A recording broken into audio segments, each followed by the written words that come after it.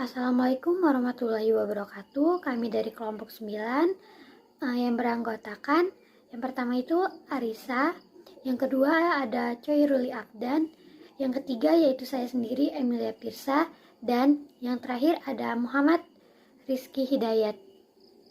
Di sini kami akan membahas tentang rasio likuiditas. Di sini kami akan menjelaskan apa itu rasio likuiditas, tujuan serta manfaatnya, dan jenis-jenis rasio likuiditas beserta cara perhitungannya. Saya Horili Afdan, NPM 1851040294. Saya di sini akan menjelaskan tentang likuiditas rasio. Pengertian rasio likuiditas atau liquidity ratio merupakan rasio yang menggambarkan kemampuan perusahaan dalam memenuhi kewajiban atau utang jangka pendek. Artinya, apabila perusahaan ditagih, perusahaan akan mampu untuk memenuhi utang tersebut, terutama utang yang sudah jatuh tempo. Selanjutnya, tujuan dan manfaat rasio likuiditas.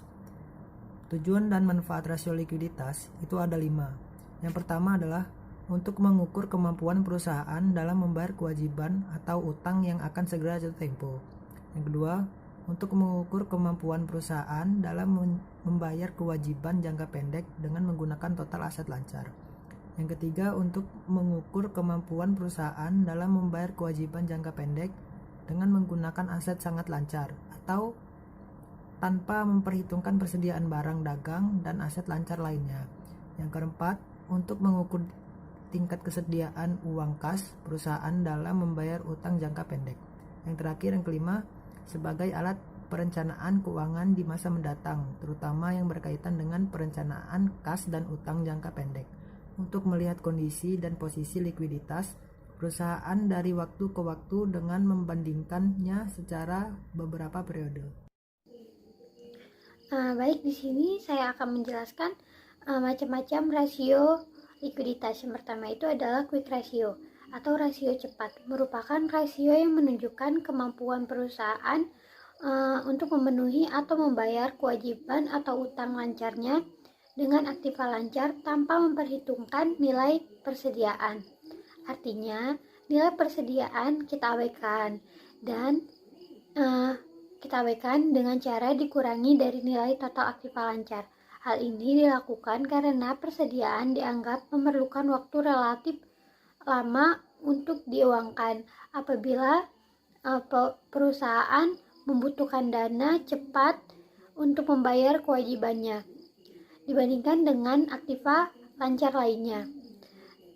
Rumus dari quick ratio ini yaitu aktiva lancar dikurang persediaan dibagi total kewajiban lancar atau hutang lancar. Contoh perhitungannya itu kami mengambil contoh dari laporan keuangan dari PT Perusahaan Gas Negara pada tahun 2020.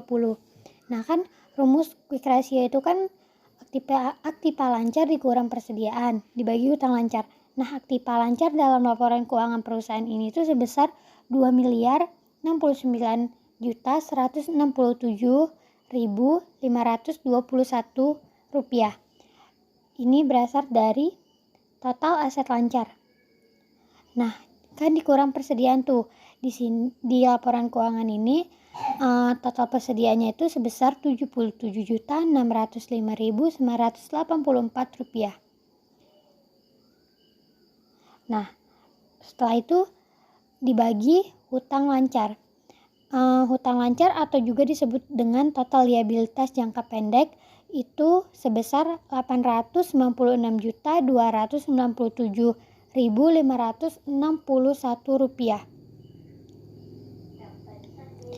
Nah, setelah semua ini dijumlahkan, kita mendapatkan hasil sebesar 2,22.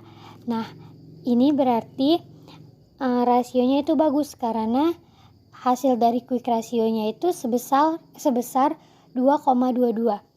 Artinya aset lancarnya apabila persediaannya gagal dijual, perusahaan ini masih mampu untuk melunasi hutang-hutangnya. Nah, apabila hasilnya ini di bawah 1, maka perusahaan tersebut dianggap tidak mampu untuk membayar hutang lancarnya yang harus dibayar dalam satu siklus operasional tertentu.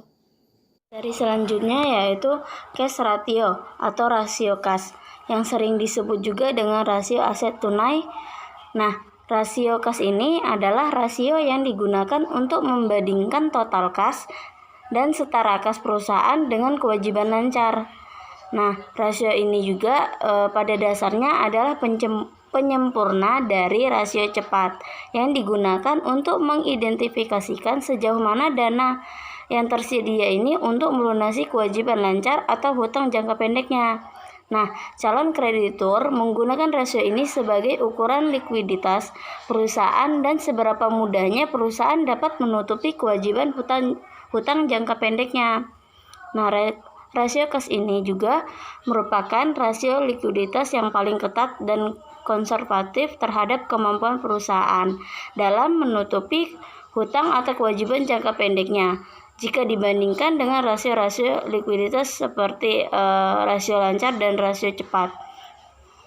Nah, hal ini dikarenakan rasio kas ini hanya memperhitungkan aset atau aktiva lancar jangka pendek yang paling liquid, yaitu kas dan setara kas.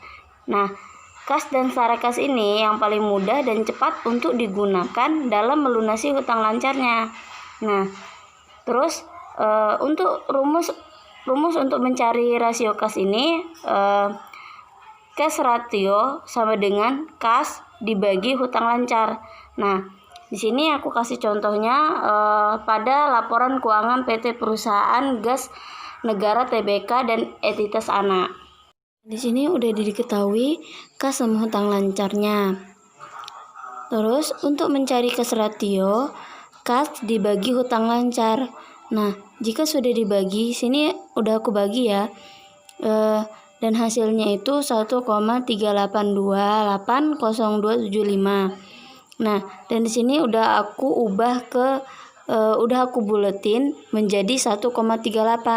Nah, jadi rasio kas pada PT Perusahaan Gas Negara Tbk dan entitas anak adalah sebesar 1,38. Materi selanjutnya ialah loan to deposit ratio atau LDR. Loan to deposit ratio adalah rasio pinjaman terhadap dana yang diterima. Rasio LDR merupakan salah satu alat untuk mengukur aspek likuiditas suatu bank.